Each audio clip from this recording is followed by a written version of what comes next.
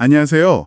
오늘 당신과 함께 좀 깊이 들어가 볼 자료는요. 김신부의 레인보우 유튜브 채널인데요. 거기에 올라온 광주대교구 여수지구, 신기동 성당 오른쪽과 왼쪽, 이 강론 녹취록입니다. 아, 네. 신앙생활하면서 누구나 느끼는 그 두려움이 있잖아요.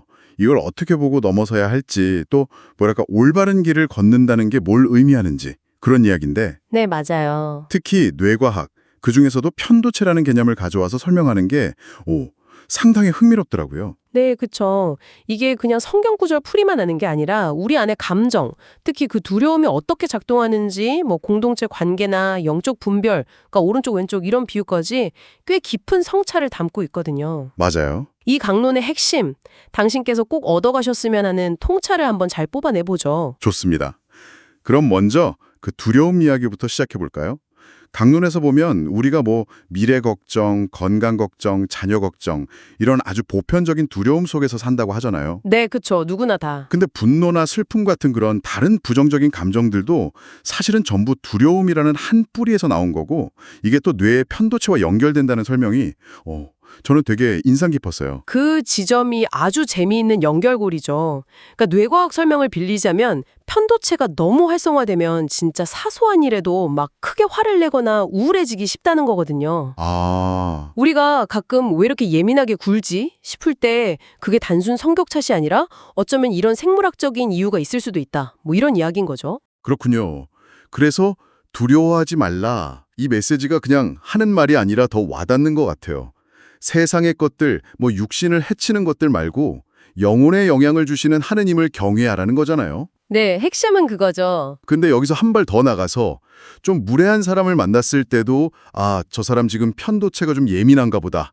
이렇게 이해하면서 온유하게 대하라는 제안은 솔직히 좀 어렵지 않을까요? 하하, 물론 어렵죠. 그게 쉬우면 뭐.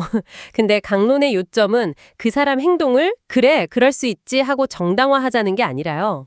그런 건 아니고요. 네, 그런 이해를 통해서 우리가 감정에 같이 휘말리지 않고 온유함이라는 그 신앙적 덕목을 지키도록 돕는 데 목적이 있는 거죠. 타인의 상태를 이해하는 게 결국 나 자신의 영적 성장을 위한 어떤 도구가 될 수 있다, 이런 관점입니다.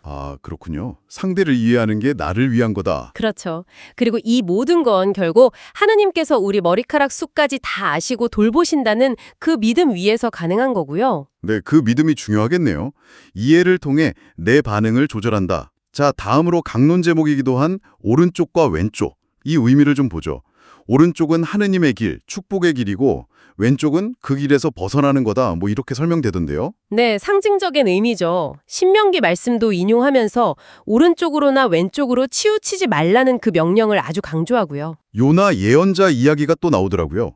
네. 그게 딱 이 부분을 잘 보여주죠. 요나는 니네베 사람들 자기가 싫어하는 감정 때문에 하느님 명령 피해서 도망쳤잖아요. 네, 그랬죠. 근데 결국에는 오른쪽과 왼쪽도 분별 못하는 그들을 향한 하느님의 더 큰 자비, 더 큰 계획을 따르게 되거든요. 이게 인간의 그 좁은 시야랑 하느님의 넓으신 계획이 딱 대비되는 거죠. 그렇네요. 구원의 길이 좁은 길이라는 표현도 나오는데 이게 그냥 하느님 자비만 믿고 우리가 할 일을 안 하면 안 된다. 이런 경고로 들렸어요. 여기서 보속이나 전대사 얘기도 잠깐 나왔는데 이건 좀 설명이 필요할 것 같아요. 네. 그 보속이라는 건 우리가 죄를 지으면 그 죄 자체는 용서받아도 그 죄 때문에 생긴 어떤 영적인 해로움이나 상처가 남잖아요. 그걸 기워 갚으려는 노력을 말하는 거고요. 기와 갚는 노력? 네. 그리고 점대사는 그 죄의 결과로 우리가 받아야 할 벌, 그러니까 잠벌이라고 하는데 이걸 교회에서 정한 조건을 충족하면 완전히 면제해 주는 걸 말합니다. 카톨릭 용어죠. 그렇군요. 그러니까 핵심은 하느님 은총에만 그냥 기대는 게 아니라 우리 스스로도 적극적으로 회개하고 설행을 실천하면서 그 좁은 길을 열심히 걸어가야 한다. 그 책임을 강조하는 개념들이라고 보시면 됩니다. 결국 올바른 길을 걷는다는 건 삶의 열매로 드러나야 한다. 이거군요. 성령의 9가지 열매, 사랑, 기쁨, 평화 이런 것들 쭉 얘기하면서 특히 온유함, 아까 그 편도체 얘기랑 연결해서 타인의 상태를 이해하고 지혜롭게 대처하는 태도, 이게 중요하다고 보는 거고요. 맞습니다. 그리고 또 흥미로운 게 MBTI나 혈액형 같은 걸로 사람을 딱 틀에 맞춰 규정하려는 거 있잖아요. 그걸 비판하면서 하느님이 창조하신 각 개인의 그 고유함, 이걸 존중해야 한다고 말해요. 아, 저도 그 부분 인상 깊었어요. 네, 어떤 틀에 가두기보다는 그 사람 삶에서 실제로 나타나는 열매, 그러니까 행동이나 태도를 보고 판단하고 식별해야 한다, 이 말이죠. 뭐 영적인 은사를 사용할 때도 질서도 중요하지만 결국 이 열매가 진짜인지 아닌지를 가르는 가장 중요한 기준이라는 거고요. 직관이나 느낌보다는 삶으로 보여줘야 한다는 겁니다. 일상에서의 실천도 많이 강조되던데요. 밥 먹기 전에 기도하는 거나 아니면 아픈 사람이 자기를 돌봐주는 의사나 간호사를 위해 기도해 주는 것처럼 다른 사람을 위한 기도의 진심? 이런 거요. 네, 그렇죠.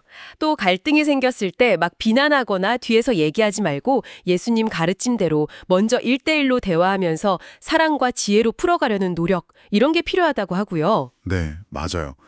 정리해보면 이 강론은 두려움이라는 아주 인간적인 감정을 뇌과학이라는 현대적인 시각으로 새롭게 보고 그걸 신앙 안에서 어떻게 잘 다스리면서 그 오른쪽 길을 걸어갈 수 있을지 상당히 구체적인 지침들을 주고 있어요. 네, 특히 그 편도체 이야기처럼 과학적인 이해가 온유함 같은 신앙적인 실천이랑 직접 연결될 수 있다는 점, 이게 당신께도 좀 신선한 통찰을 주지 않았을까 싶습니다. 네, 저도 그 연결 방식이 참 인상적이었습니다. 그럼 마지막으로 당신께 이런 질문 한번 던져보고 싶네요. 오늘 이야기 나눈 것처럼 우리 안의 두려움, 심지어 우리 뇌의 반응까지 이해하는 것이 이 복잡한 세상 속에서 오른쪽으로나 왼쪽으로 치우치지 않고 하느님께서 원하시는 그 길을 꾸준히 걸어가는데 정말로 어떤 실질적인 힘이 되어줄 수 있을까요? 당신의 삶 속에서 한번 이 질문에 대한 답을 찾아보시는 시간이 되시면 좋겠습니다.